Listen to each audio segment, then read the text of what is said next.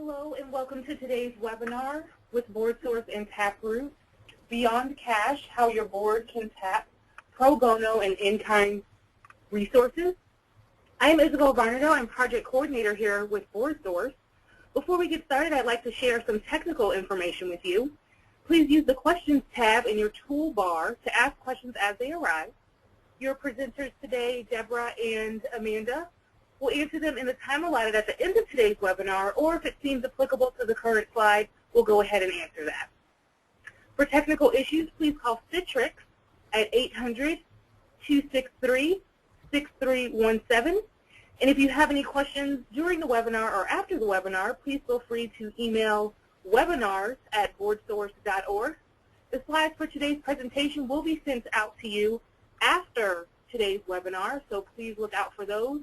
Once again, today's slides will be sent to you, no worries, after today's webinar. And with that, I will turn things over to Deborah. We're a little bit, we have a couple of minutes before 2 o'clock, so I think we'll let more people sign on. And we'll ask Isabel to repeat her instructions at 2 to make sure that everyone got that. Welcome to those of you who are already on the call.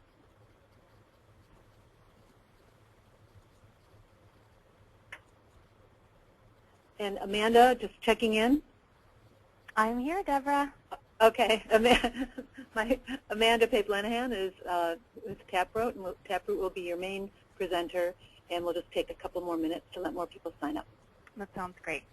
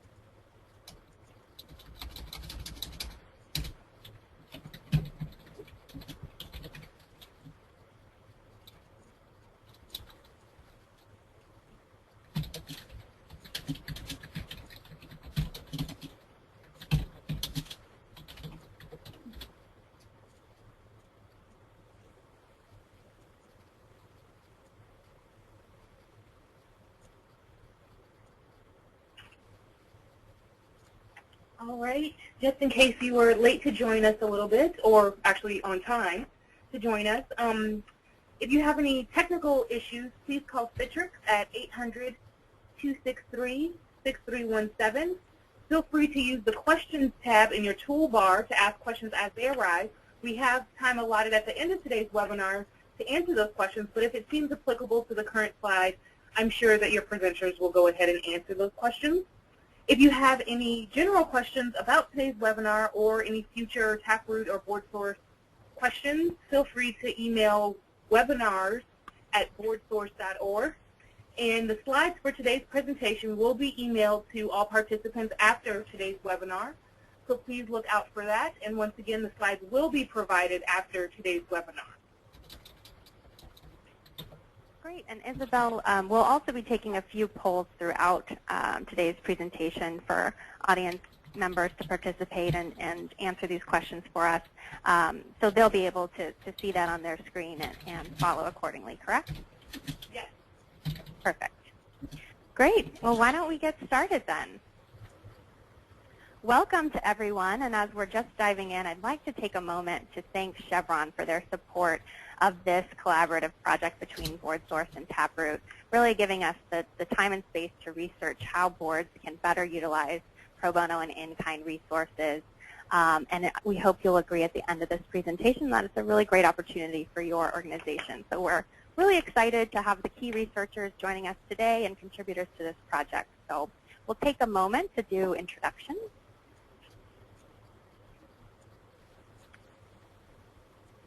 Okay, Amanda. Yep, just following you're controlling the slides, right? Oh, thank you. We forgot that part.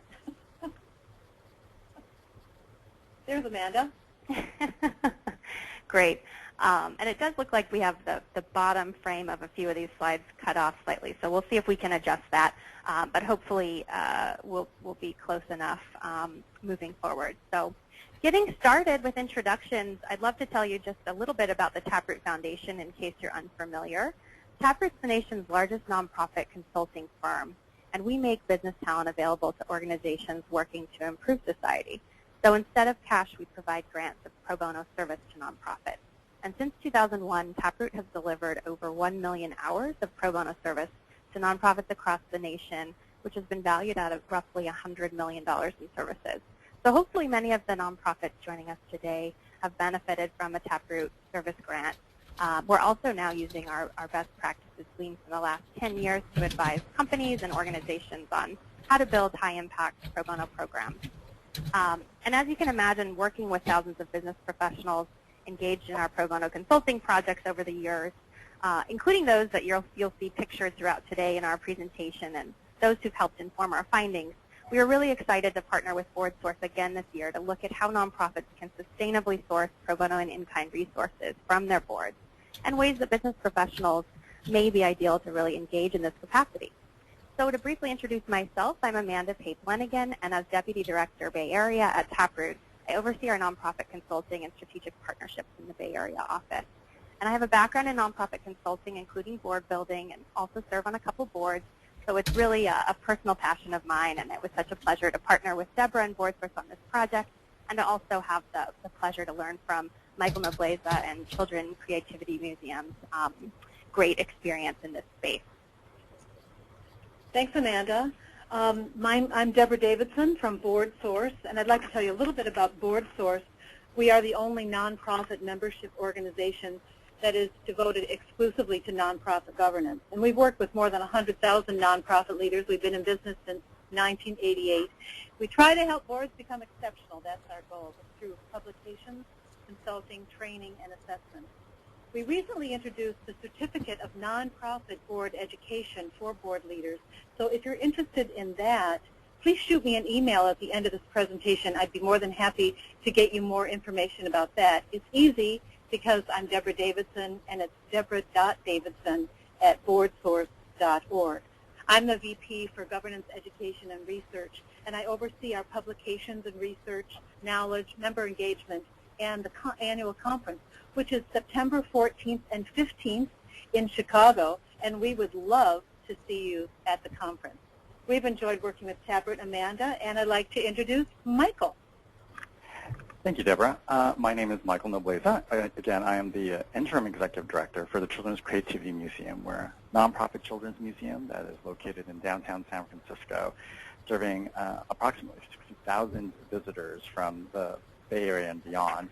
Our mission is to nurture the 3 C's of 21st century literacy: creativity, collaboration, and communication. And we do that through a lot of hands-on interactive offerings that are focused on stop-motion clay animation, music video production, green screen live performance, and digital visual art.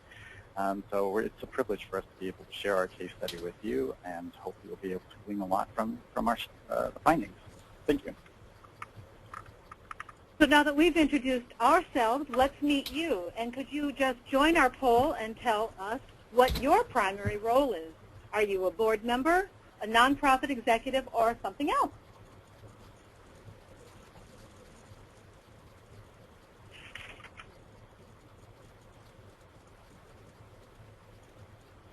The numbers are coming in. Isabel, could you share them for us, please? All right, we're going to go ahead and close the poll. Okay, we have 28% board members, 42% nonprofit CEO or EV, and 30% other. okay. Great. Well, it's perfect to have so many board members and nonprofit executives, and I would guess some additional business professionals who might be interested in board service joining us today. We've really customized and tailored our findings to provide practical ways that you can engage your board to secure pro bono and in-kind resources, and as board members, ways that you can actively participate in bringing in new resources to your organizations. I'm really excited to have Michael here to share with you the transformation that can truly occur as a result. So we're excited to dive in and just to share with you overall our project objectives. We're really looking at how to expand boards' expectations and awareness around the benefits of pro bono and in-kind resources. Looking at also how to redefine how nonprofits utilize business professionals on their boards, especially in this area of resource generation. And finally, to provide practical tools for nonprofit boards to scope, secure, and manage pro bono for their organization. So we'll be touching on several highlights from our research today, and you will also be receiving instructions on how to access our free electronic guide on this topic at the end of the webinar. And if we have time, as Isabel mentioned, we'd love to take questions and comments, so feel free to use the chat bar as we go along. Now, to set the context for our discussion, we'd like to share with you and help all of us kind of consider all the ways that professionals can help your nonprofit. This diagram is one that Taproot uses often when we consult with companies on how to strategically engage their employees in service. But it's also useful for our discussion as it shows a number of ways that you can engage professionals in service and the resulting impact, from hands-on volunteering to pro bono service. But today we'll be focusing on one of the highest impact ways to engage professionals, and that's through board service. And in turn, we also will be considering how you might be able to engage professionals and your board to find the right fit for other areas of service that your nonprofit can use. Now, last year, Taproot and BoardSource partnered to research how to engage business professionals in board service overall, and we targeted the marketing and HR professions. We were really thrilled and actually somewhat surprised to see that 9 out of 10 marketing and HR professionals that we spoke with were interested in board service. And when you consider the volume of HR and marketing professionals in the U.S., these statistics here are based on the Bureau of Labor Statistics, you really gain an appreciation for just how substantial a resource engaging business professionals in this way can be for the nonprofit sector. Now, in addition, we wanted to share with you some of the relevant trends that have really guided us to come together to do this project, and these include statistics from Taproot's research that we've conducted with our nonprofit clients, as well as through BoardSource's Nonprofit Governance Index. So first, we were seeing that nonprofits are asking for more pro bono resources. As you can see here, only 3% say they have enough.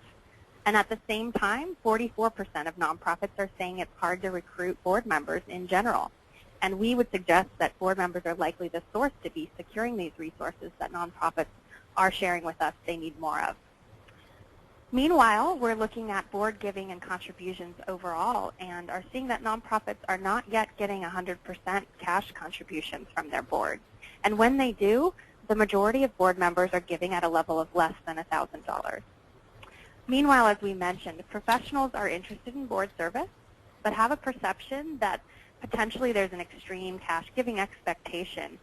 In our research last year, we found that about a third of the professionals who were interested in board service said they hadn't yet explored an opportunity because they had this perception that the financial commitment would be too great.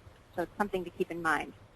And these factors really motivated us to take a look at the ways that boards could become better at meeting the needs and really looking at resource generation holistically. So we started asking questions like, how can boards generate resources beyond cash? How can business professionals play a role?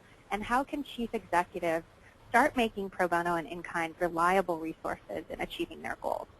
Deborah? Thanks, Amanda. At BoardSource, we understand that many, if not most, nonprofits are really stretched for resources of all kinds.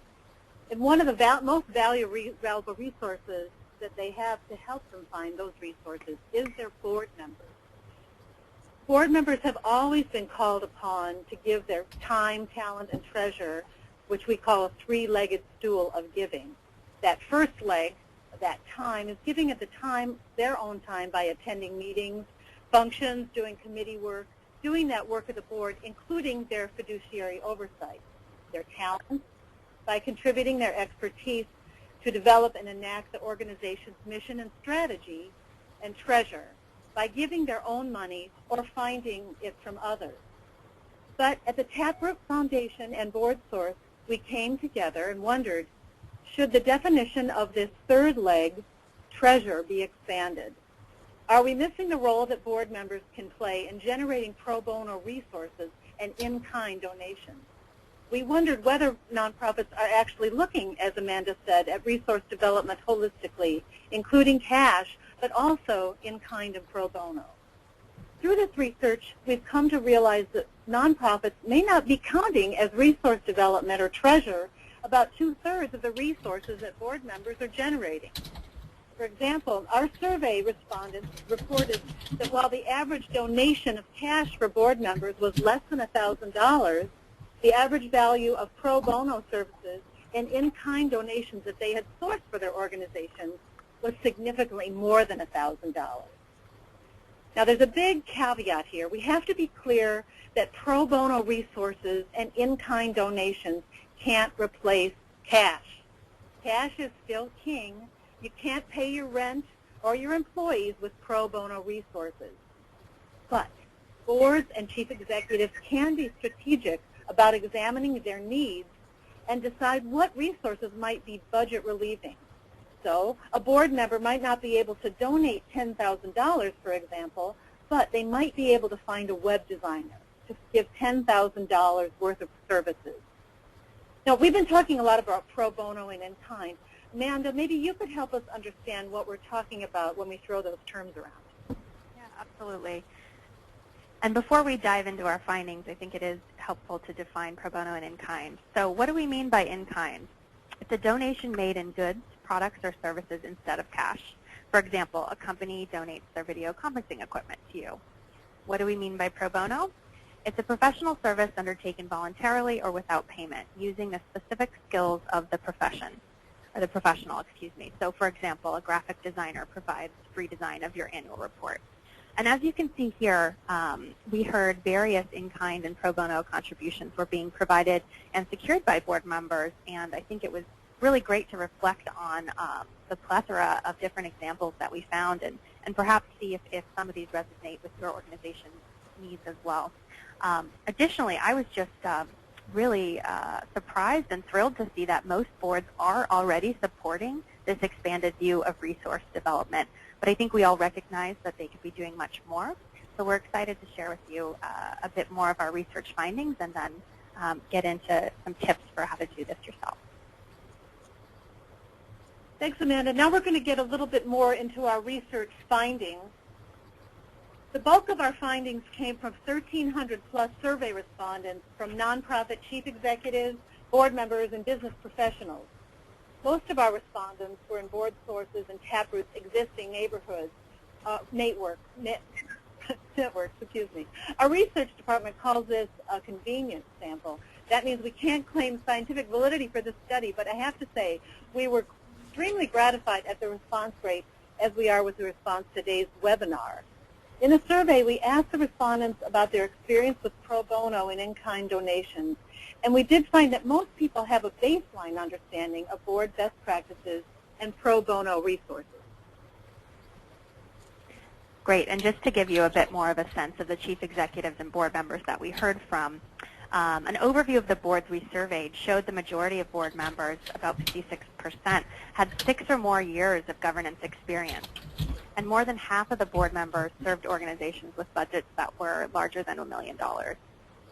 Professional backgrounds of these board members included strategy and management consulting, nonprofit management, as well as marketing and finance. The vast majority of chief executives and board members surveyed shared that their board members are giving less than $1,000, as we've shared. We've also seen in previous surveys. And in fact, when we drilled down, we actually saw that most of those contributions are under the $500 level. Meanwhile, the business professionals who were not serving on boards, by and large, were interested in board service. Actually, 78% said they're really interested in this type of opportunity. And largely, these professionals are coming from marketing, management consulting, or HR backgrounds for the sample that we had. The top reason to serve on a board that was shared was using their skills to help. It's worth noting that many of the respondents had a positive experience with pro bono, and that might have been because the business professional sample we went to was largely in Taproot's network. But it also emerged as a gateway to their interest and understanding of board service, which was really exciting to see. Now, the first finding that we'd like to point out to you is that fundraising expectations are not always clearly communicated, and in fact, they may be higher than what is communicated. This might not be surprising to those of you on the phone, but it really is interesting when we look at this graphic that compares how nonprofit chief executives responded to this question in yellow and how board members responded in white. We asked them, when board members are informed of fundraising expectations, which of the following are mentioned? And we did find some differences. We also found that about 10 to 25% of chief executives, depending on where this response came from, are still not informing board members of their role regarding resource generation overall. And when they do, personal contributions and fundraising from their networks is largely what's mentioned. And about a third of the time, they are bringing up in-kind and pro bono, and it's much more common for them to bring up corporate contributions specifically. Yet when we ask chief executives what they expect of board members and where they expect them to contribute, it really was significantly higher in terms of their expectations compared to what they communicated to board members. Meanwhile, when business professionals were asked the same question, which of the following types of resources would you be comfortable giving or raising if you did join a board, they overwhelmingly expressed comfort in pro bono resource generation. And you can see here that many still show somewhat of a reluctance around personal contributions. So how about your board? Has your board successfully secured pro bono resources?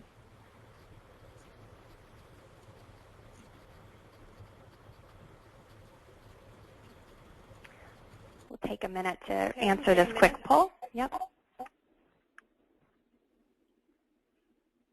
Amanda, we're actually getting a couple of questions or comments in the chat that we can hear typing in the background. Is there any possible way that we can maybe not?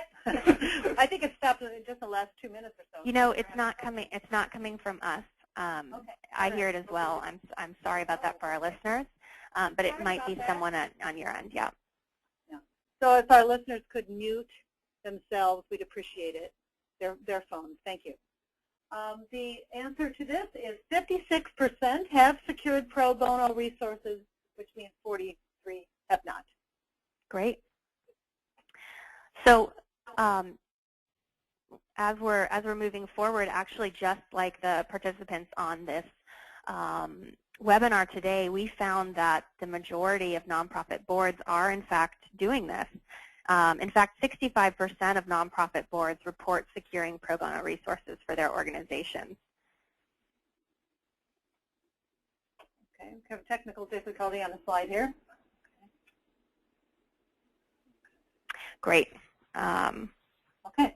Up and running. The typing is gone and the slide's back up. I think we're just one previous slide. Sorry about that. Okay, we want to go back to... Yep, this is perfect. Okay. Yeah, so I was just sharing, just like about half of the folks on the phone today are saying, you know, they have secured pro bono through their board, and we found that number to be slightly higher, but also a significant amount of the folks that we surveyed shared that they were doing this, and largely the chief executive and board chair were the primary sources for asking the board to secure these resources, and then followed by the development committee. And when we look at the pro bono projects that are taking place, they were largely legal in nature and averaging about 10 to 20 hours of service. So we found, again, that nonprofits are doing this, but we also found that they're not yet fully utilizing pro bono for capacity building support. So Far fewer are using this for marketing, strategy, finance. Only about 3% are bringing in pro bono resources to strengthen HR. So there's a significant opportunity here. We also found that board members individually play a large role in the full process of identifying, scoping, securing, and in some cases even delivering pro bono themselves. About a third of the time, board members are identifying the pro bono need themselves. And when that happens, we actually saw about 75% of those cases, the board member brought in the resource as well. So again, the board members are playing individually a big role here. And we did also see that in many cases, they were actually delivering pro bono themselves. When they were sourcing pro bono, we found that board members were turning, by and large, to their network. And a few examples we heard were also board members working within the board to secure a vendor from another board member's company.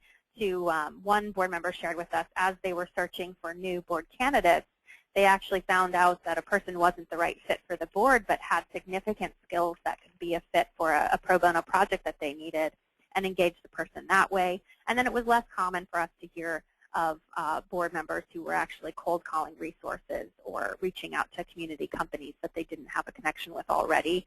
And another source was going to local volunteer networks.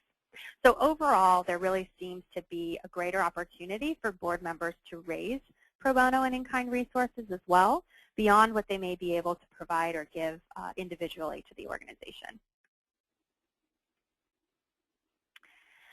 Now, with the pro bono resourcing that is taking place, we're really seeing strong experiences. So 96 to 97% of those who were engaging in pro bono were really satisfied with the outcomes, which was great to see.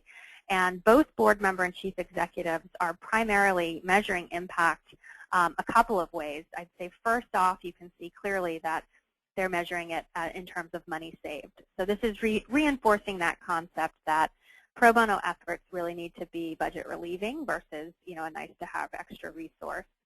Chief executives also place more emphasis on time saved, while board members increasingly are looking at new skills gained by staff through involvement in these experiences. We also did find that there are some strong indirect outcomes that happen as a result of pro bono, and some included about a third of the time pro bono volunteers staying involved with the organization. About 20% of the time, these pro bono volunteers were joining the board, and about 16% of the time, they actually became cash donors as well. Now, shifting to look at in-kind resources, we found that board members are more likely to reach out to their company as a source for in-kind donations. So contrary to what we saw with folks securing pro bono resources, where they largely went to their personal network or tried to deliver it themselves, with in-kind, we found that board members are really comfortable going to their company when it's clear what they need and they know that their company can possibly provide that. We also found that in-kind donations were valued significantly above $1,000, so most of them were in the $1,000 to $25,000 range. And as we look overall at the value of these non-cash contributions being secured, it's really clear that they represent a significant opportunity to bring in a higher value of resources. For example, while we found that the vast majority, again, of board member cash contributions are less than $1,000, I think we're hearing the typing again. There we go. Sorry about that. So again, as we look at board member contributions, you can see the majority are still giving under $1,000, but that pro bono services being provided are valued largely over $10,000. A third of those that were reported were above $10,000. Yet nonprofit leaders are clear that non-cash resource generation cannot be a substitute for cash contributions. So when asked if a board member were able to bring in significant non-cash resources for your organization, would you consider waiving the traditional monetary contribution expected of a board member? We only had about 19% of chief executives say that they would waive their cash contribution, and most chief executives are really wisely open to considering the value that non-cash resources can play in their organizations and are using it to take a look holistically at resource generation and the board members' full contributions as a result. Now, we asked board members who were not providing pro bono or in-kind resources, why not? What was keeping them from securing these types of resources for their organizations? And overwhelmingly, not being asked by either the board or staff was really the key reason that was shared in terms of, why they weren't doing this. So, again, a typical fundraising tip, ask and you shall receive. It's true here as well. And when we asked board members what would help make them be more successful at this, they said the top response to that was really having a detailed and specific ask. So keep that in mind when you're working with your board, and that can really be a tool to getting beyond this top barrier that we found. Finally, before we dive into the action tips and steps, our research revealed that once again, business professionals are eager to join nonprofit boards. And in fact, they are particularly interested and well-suited in securing in-kind and pro bono for your organizations, as you saw from our responses. Professionals are also likely to be interested in board roles where they may already be volunteering or providing pro bono services. So you can see that from our results here. And when we specifically asked about a role that was dedicated to securing non-cash resources, we actually had 71% of business professionals say they were interested. And that jumps to 91% of professionals being interested when that's their expected contribution. So again, you're seeing that there may be some reluctance around cash contributions, but you're also seeing the overwhelming comfort that business professionals have when it comes to bringing in pro bono and in-kind resources. So you'll want to have upfront conversations in the recruiting process with business professionals about the resource generation role of your board and really explore where they're comfortable contributing. All right. Now let's provide you with some actionable ways that your board can tap pro bono and in-kind resources.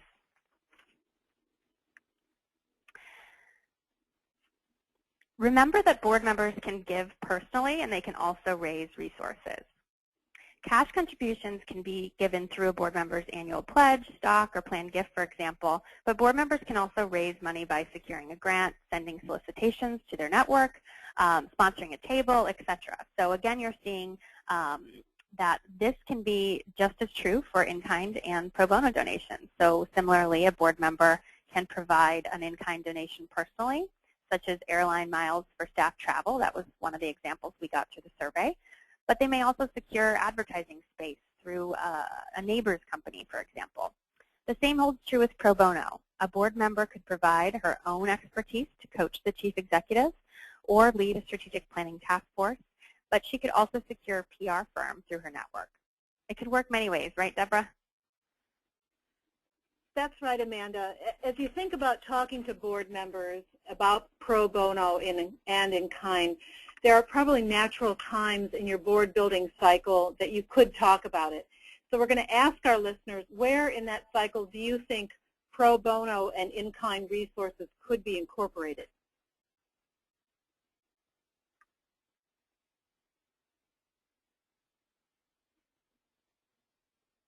Having a little trouble with our poll.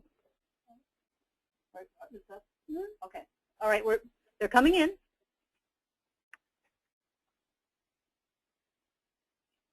"65% say all of the above."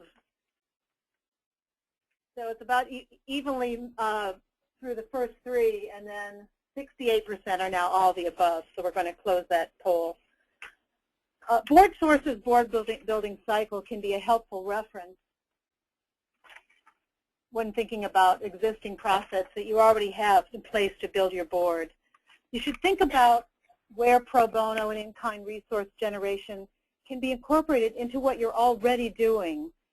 Just as this cycle, as you can see, it's never ending, so are the needs of your organization. So every time you recruit a new board member, be thinking about how that person might find resources of all kinds for your organization. That means that you can make pro bono part of your orientation, and as board members become more engaged, they'll figure out their own ways to find pro bono and in-kind resources. Then when you evaluate, you can also celebrate that your board is bringing everything it can to the table. It's time, talent, and treasure, and that treasure includes cash and other kinds of resources that go beyond cash. And by the way, this graphic comes from the board source book called, not surprisingly, The Board Building Cycle, a book where we help folks understand that it is that recruitment, orientation, engagement is a never-ending process for your board. And Deborah, I actually think we cannot see that graphic at the moment. There we go. So if you could just go back one slide to the graphic so folks could see it. Is it on now? Okay. Yes, it's on now, and I think we'll actually bring it up again and ask Michael to comment on how his organization is doing this. So we will see it again, but I just wanted to make sure folks had it for context. Thank you. Great. So let's highlight a few steps in the board building cycle and also in your organizational planning cycles where chief executives can incorporate pro bono and in-kind resource generation. As we mentioned, our electronic guide has 10 tips specifically, and we wanted to highlight just a few of them today for you. So first, identify the need. One approach here is to use your organization's strategic plan or other guiding document to generate specific projects that you have by asking yourself the question, how am I going to accomplish this goal? For example, you might identify a need to provide more information to the public to educate them on an issue. And then you determine that a website is really the best way to implement that strategy. That's just one example of really identifying a need strategically. Now remember to incorporate your board members at that point to really help with their functional expertise in the planning process. So whether you're budgeting or going through operations planning or strategic planning, use their expertise to help guide where pro bono or in-kind resources could be a fit. In the recruiting process, consider the candidate's network and ask about ability and comfort securing all types of resources, including pro bono and in-kind. You can also build pro bono and in-kind into the board job description and the pledge process. Include pro bono and in-kind resource raising in the board members' annual assessment. And finally, remember that just documenting and celebrating the pro bono and in-kind resource raising you're already doing. I think half of you joining us today said that you're already doing this. That's a great place to start, and it will also help you learn what works and will help you realize that you're actually expanding on an existing practice and not necessarily starting something brand new. So at each board meeting, Taproot does this, and I think it's great. We really celebrate what pro bono and in-kind was raised and then keep a fresh list of our current needs at the forefront and in front of our board. And of course, remember to celebrate the individuals who are actually providing the pro bono resources and really recognize these contributions publicly on your website and in your annual reports. Okay, Amanda, we actually have a question that seems relevant to what we're discussing right now.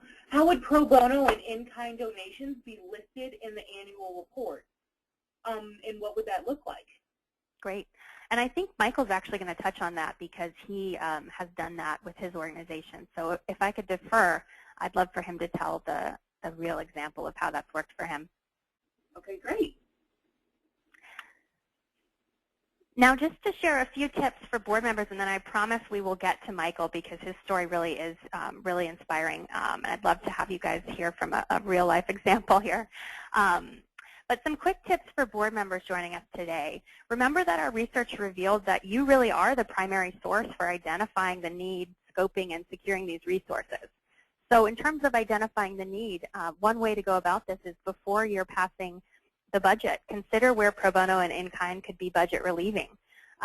In our interviews and research, we really heard from folks saying that felt like a responsibility to them and that it was something that was very actionable to be able to reflect on where they could bring in a resource that would no longer have to be budgeted with cash. You can also help educate the board on this topic. Ask your development committee to include pro bono and in-kind in their efforts. Work closely with your chief executive and staff to scope an engagement. Your expertise can really help define what will be accomplished, what won't be accomplished, and what success looks like. Then you also might know, how to best position this in a business-friendly format or put together a job description if you're scoping an individual's role. It's really a great time for you to bring in your expertise. And then securing. Your network and your board's collective network is the most likely source for securing a pro bono or in-kind resource. So if you're unsure if you have access to the ideal companies or firms, check your LinkedIn network, see if there's a way that you can access them from there. We've really found LinkedIn is a great tool for this. And for reference, some of the other common sources of pro bono service that we've seen are corporations, individuals, intermediaries such as Taproot, professional schools, and professional services firms. Now, when you approach the prospective resource, one last tip is just to remember your elevator pitch for your organization. This is the first time you may be getting in front of this company or individual who could be a great resource for your nonprofit. So also be able to demonstrate how your nonprofit's prepared to manage this resource effectively. We've really found when that's done well, it can really lead to strong relationships. And finally, we'd like to share just some quick tips that are specific to pro bono. So as a board member who may be scoping and securing these needs for a nonprofit executive or a nonprofit executive working with your board to do this, these are 5 principles that you can really use, and I think are pretty, they sound very simple, but they actually really have been gleaned through Taproot's work with thousands of nonprofits, and we use these when we're designing pro bono programs for the companies we work with as well. If you hold true to these, we really think you're much more likely to experience success. So first, know and define your needs. As we've talked about, pro bono resources should be engaged proactively and based on your organizational priorities. Principle 2 is get the right person for the right job. Successful pro bono engagements align the people, process, and scope to address your specific needs. Principle 3, be realistic about pro bono deadlines. Be thoughtful about which projects can be addressed given that even small tasks, sometimes when they become pro bono projects, can take a bit longer than you might expect. And pro bono is rarely the right solution for something that's a very urgent need. Principle 4, act like a paying client. If you want your pro bono consultants to treat you like a paying client, you really should treat them like you are paying. And we heard, as you can see here from an executive director, that making it formal, using an MOU, for example, was really key to them establishing that type of relationship.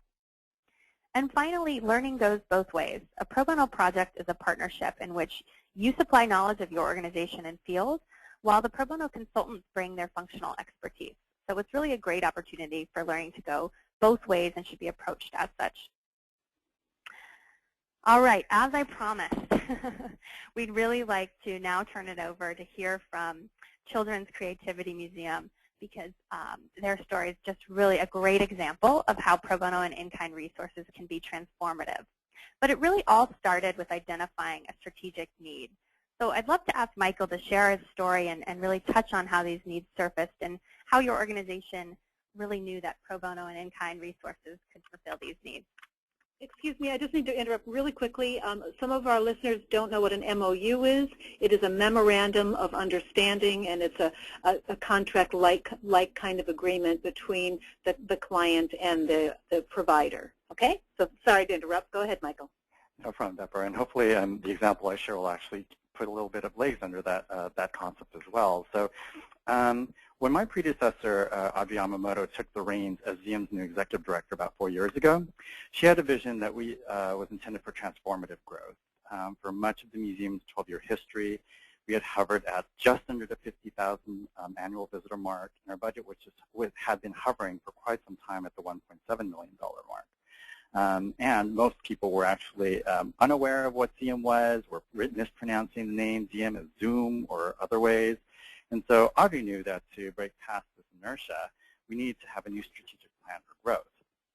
So Audrey knew that to develop this step, the first step was to actually be able to conduct research about how ZM measured up to the rest of the market for Bay Area family destinations.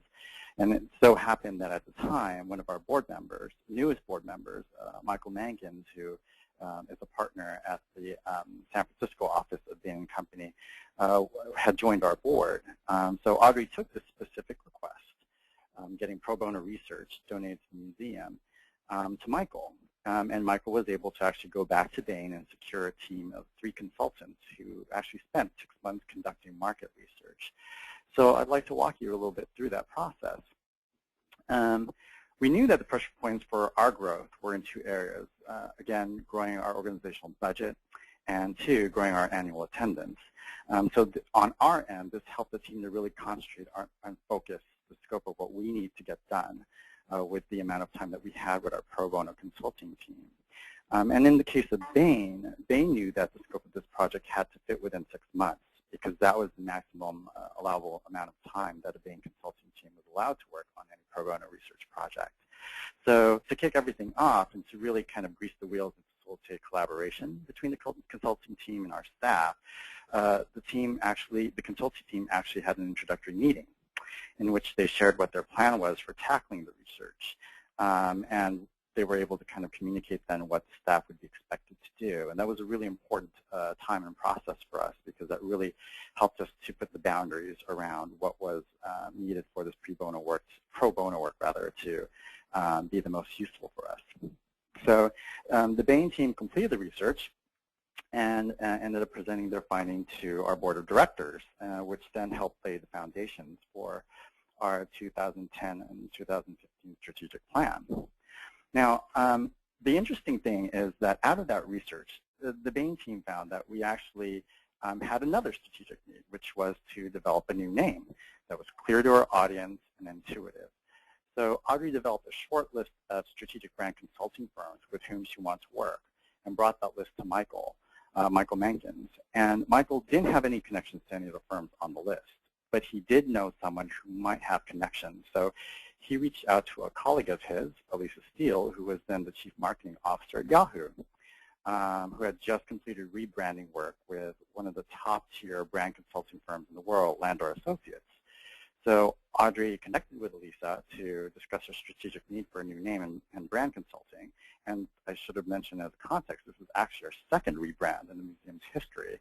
So there was a little bit of an ambivalence, I think, as to how successful this is going to be. But at the same time, at the end, we were able to kind of pull through. Our contact at Landor was able to pull together a creative team and articulated, again, a memorandum of understanding. And that memorandum gave us the scope for what we would be able to expect from this rebranding project, the roles and responsibilities of us as essentially a pro bono client, and them as a provider of the pro bono services, and the timeline for how all this was going to unfold. So after a few months and 200 naming options, we actually settled on our new name, the Children's Creativity Museum. And as an aside, and you'll see on that flow chart, Elisa was so inspired by our growth trajectory that she actually agreed to accept Audrey's invitation to join our advisory council.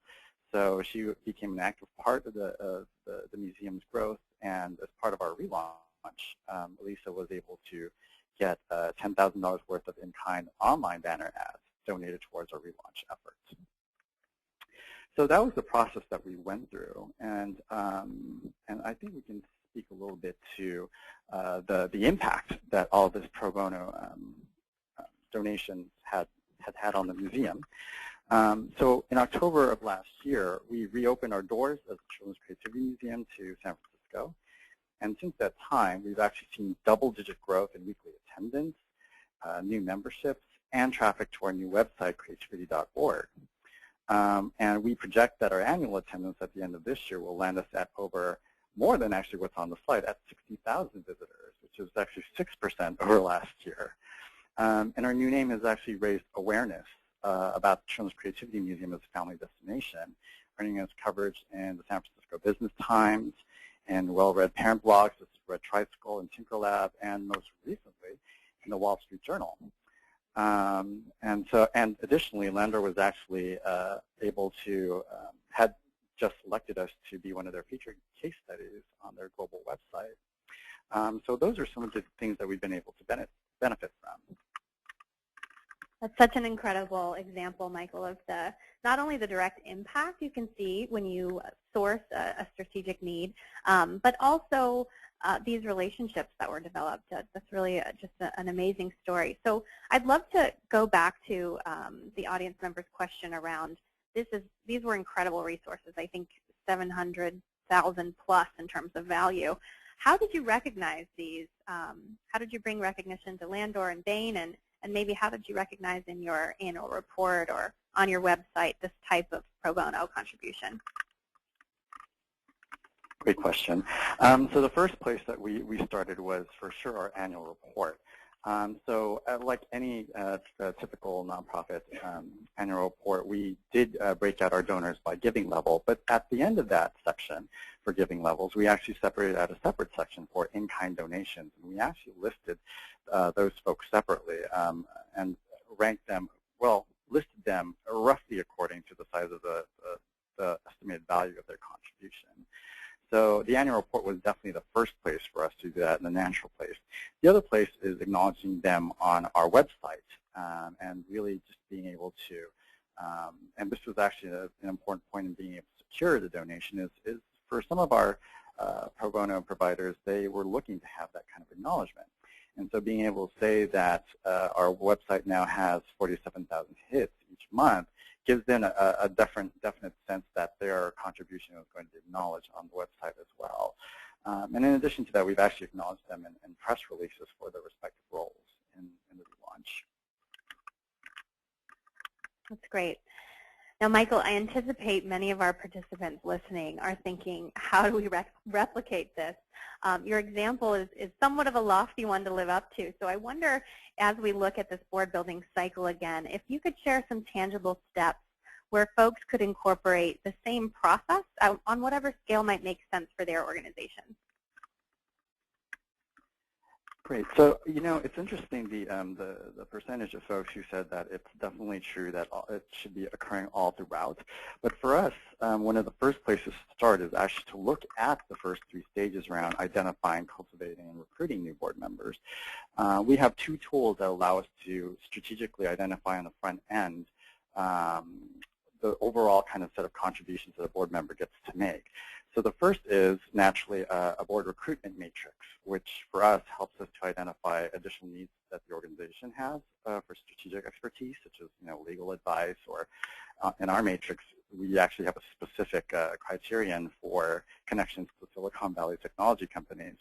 So having that matrix is the first tool, and the second piece is actually having an ongoing and regularly updated list of in-kind and pro bono needs. So when you pair those 2 things together, we're already going into the board recruitment process with a very strategic lens on. So that's the first step. And then when you move into the middle part of the cycle, looking at the orient, involve, and educate piece, the board orientation process is an incredibly important place for the board member to be able to begin to see their capacity to bring resources besides cash.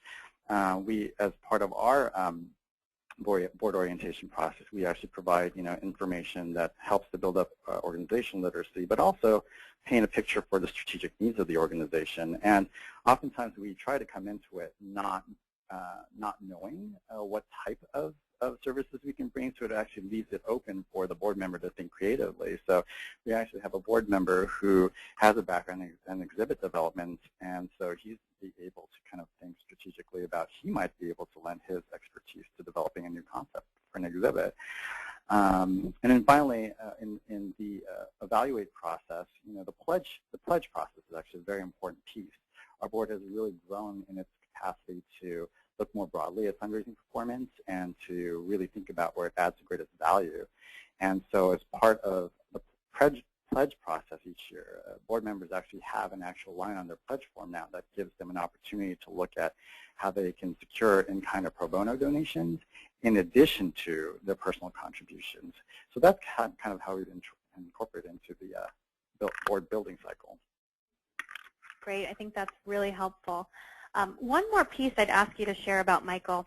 As I learned about the way that Children's Creativity Museum has engaged companies for pro bono and in-kind resources, I was really struck at how you approach relationships and your overall board and corporate giving strategy. So as participants are taking a look at the varied available resources that many companies may have, could you share with us your learnings around how you approach relationships and what your corporate strategy might be? It's a great question. That's perhaps our biggest lesson, is that the donation of in-kind goods and pro bono services are actually a critical part of our overall corporate engagement strategy. We had always looked at, corporate engagement as from the standpoint of securing grants or marketing sponsorships. But we've had, as you've heard, a couple of successes that helped open the door. And so, what might start off as a very small donation, in-kind donation, say space. A couple of years ago, we actually had one of the Bay Area's largest and the world's largest social media companies donate meeting space for a staff retreat. And then through our conversation with a senior exec. And what that has led to is the possibility of an executive from that media company actually joining as a new board advisory council member. We've got more employees becoming engaged as volunteers and therefore more employee giving, which leads to more employee-led grants and pro bono expertise on more strategic needs that have emerged around website engagement and organizational culture development. So there are definitely opportunities for us to think more broadly about it. Now I have to ask you, because one of our tips to chief executives is to be careful not to take on pro bono or in-kind that isn't a top priority. It won't ensure success or set the right expectations if that happens. So how do you balance this, given that this could be a great strategy to take whatever you can get and build a strong relationship? Have you ever had to say no to a resource that was offered? Well, actually, that's very true. And I think this goes back to the point around mapping against strategic needs, is that in-kind donations are just as much a strategy for corporate engagement as they are a means for fulfilling a need. The organization needs to be able to put the donation to good use, just as it would a cash donation.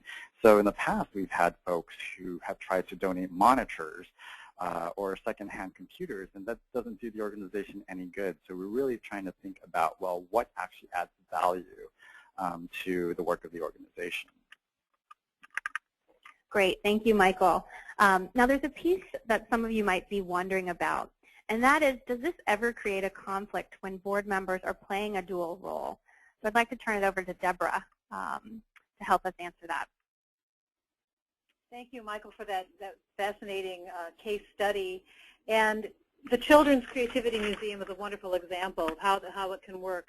As far as conflict of interest, professionals that serve on boards can, and they really should, provide the needed and welcome expertise for board decisions and can recommend additional resources and references that benefit board decision making. But the professional should not play a dual role in serving on the board and serving as an agent for the organization or the board. So our last poll, I think, of the day is, which of the following scenarios do you think could bring a conflict into play?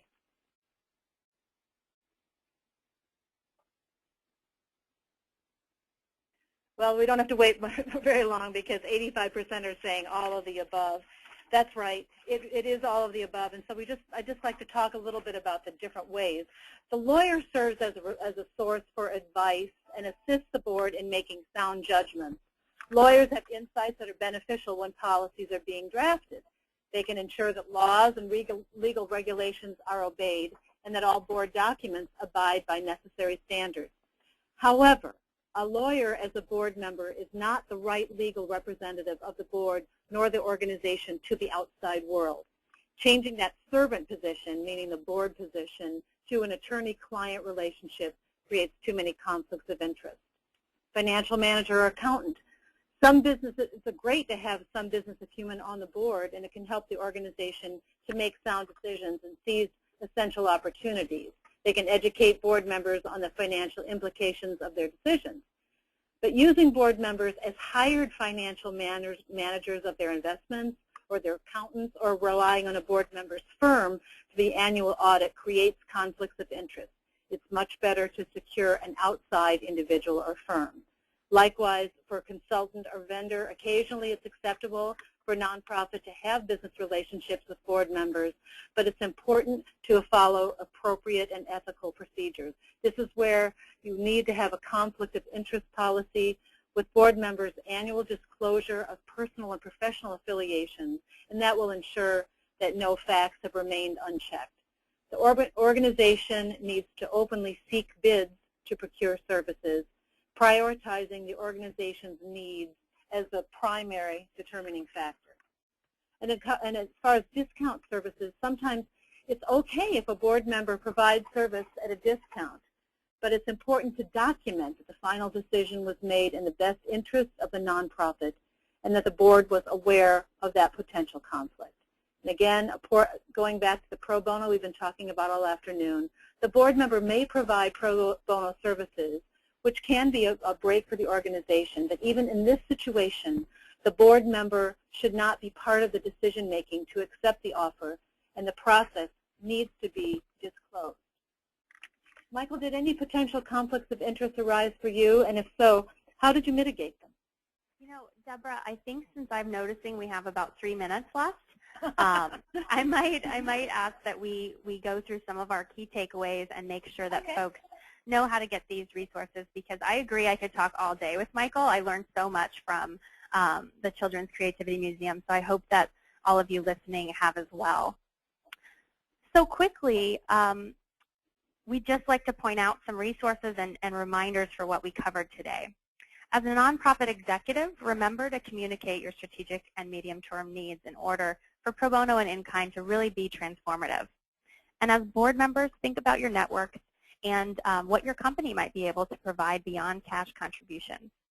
Finally, definitely want to remind you that just remember to ask for what you really need as a chief executive. And as a board member, don't be shy in suggesting an in-kind or pro bono need when you see it arise.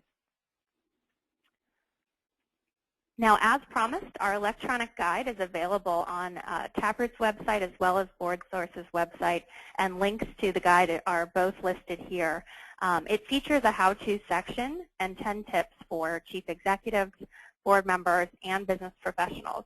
And I was really thrilled to hear, actually, that, Michael, you've already been using it with your board, which is pretty amazing because you're already featured in the guide. So to be able to find it helpful to you really gives me hope that folks on the phone will really find this as a great resource as well. So we encourage you to download it and let us know how it's working for you.